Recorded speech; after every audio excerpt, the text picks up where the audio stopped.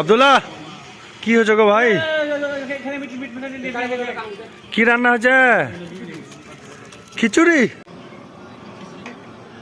আজকে বিশাল বড় একটা ফিস্টি হয়েছে আমাদের রাত্রে। এখানে 3টা প্লেয়ার এধার পড়ে আছে, হায়াত, আব্দুল্লাহ, কাজী। এই দেখো আব্দুল্লাহ। আব্দুল্লাহ কি অবস্থা, ভালো আছো? কি করছো?